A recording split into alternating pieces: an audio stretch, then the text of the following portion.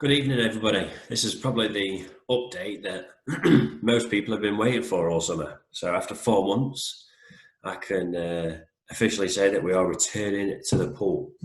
So the update tonight is all about how we're going to go about it and what our priorities are.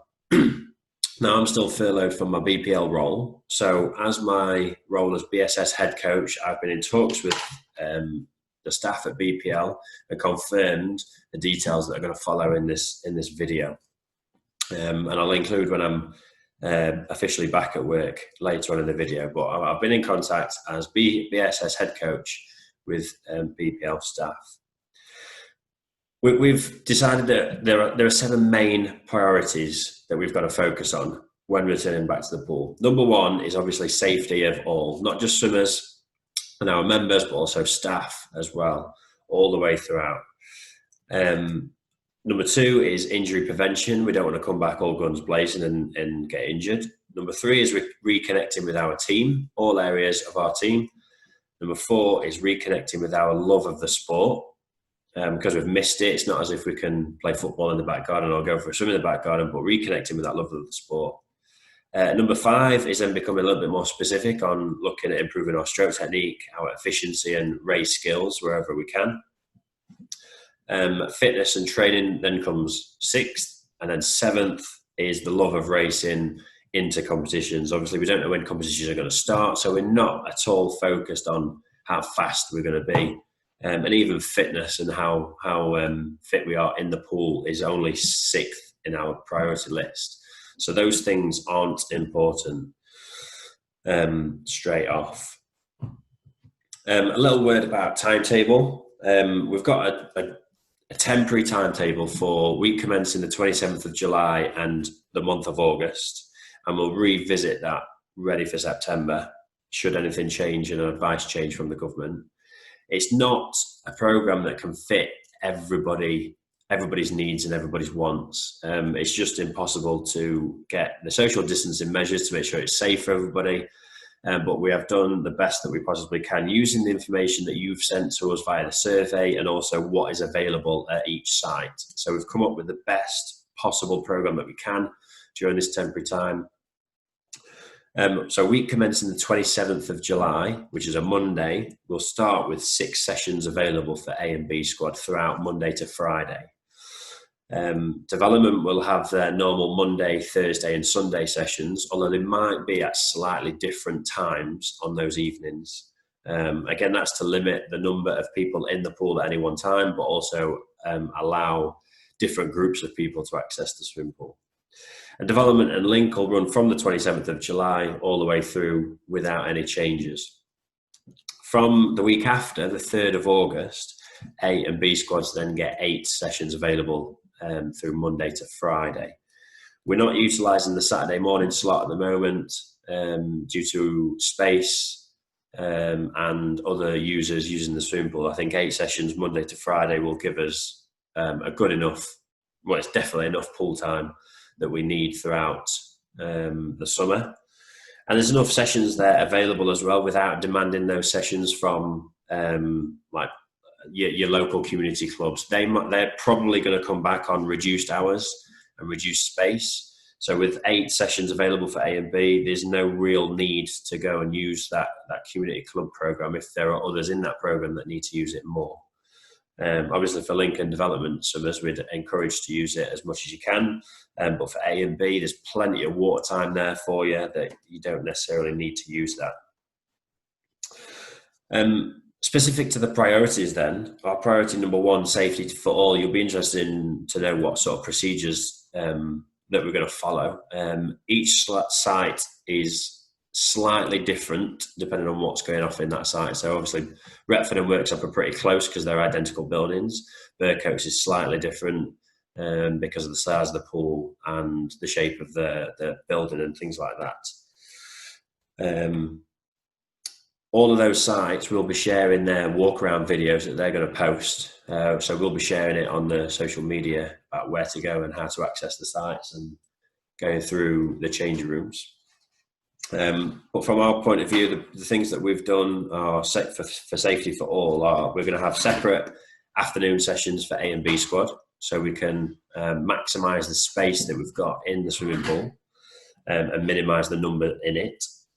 We're going to start with double lanes, so like 3 double lanes in the pool, and that'll be for Lincoln development as well, 3 double lanes across the whole pool.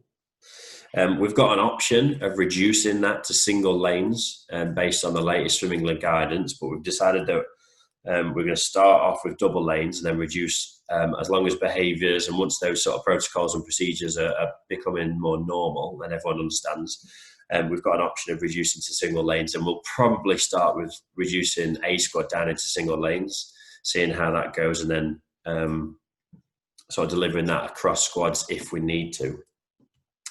There's no development swimmers permitted to use Friday morning because it'll just go above the numbers that we can hold. There's no gym or land training, so we're not going to use the facilities for any gym or land training like we do on a Saturday or A squad access the gym sometimes during the week.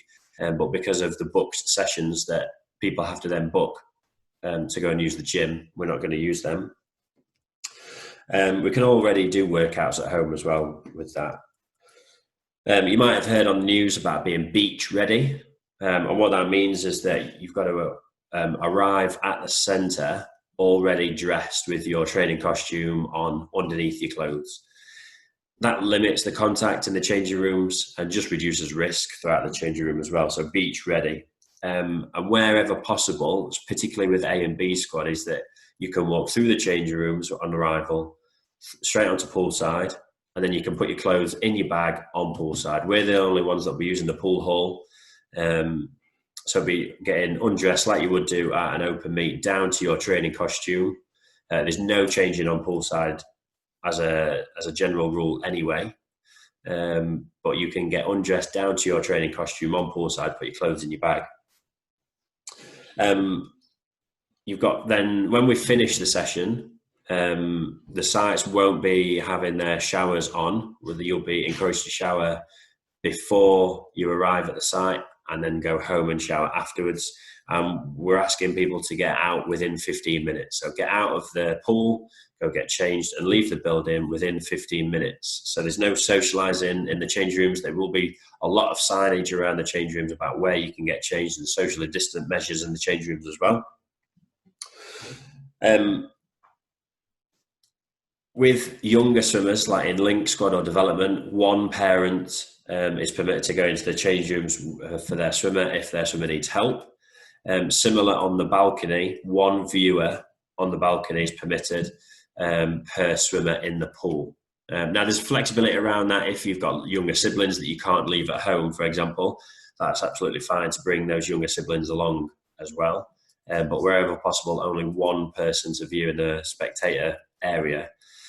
Space permitted. We know at Burcoats that is a limited space, so where there is enough space you can go in and watch, but if there are too many people in that one space, then we will have to sort of restrict those numbers.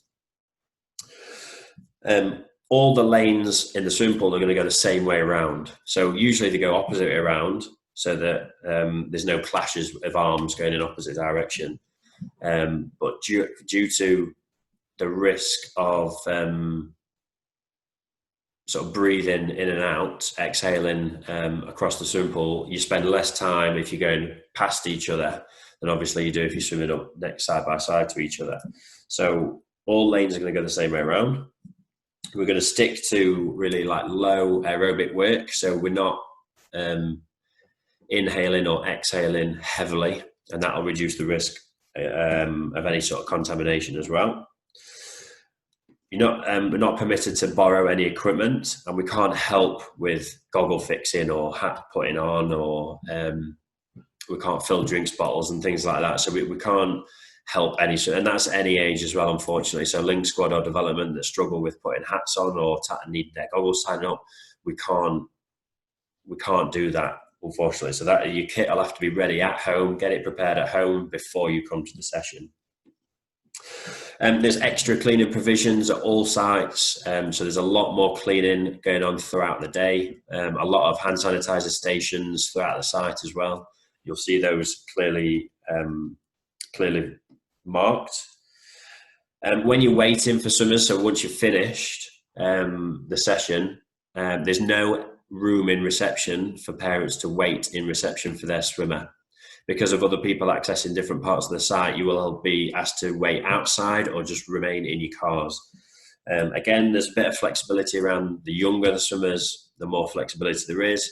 But when they turn 8, they are allowed to use the site on their own. So anyone above that age, especially in A squad, there's no room in the reception area to wait.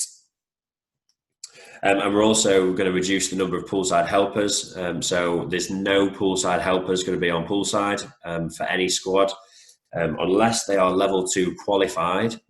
So like Stuart Evans will probably help with B squad wherever possible. And other BPL staff members might volunteer. But if you've got level 2 qualification, you can still help. But other than that, there are no poolside helpers.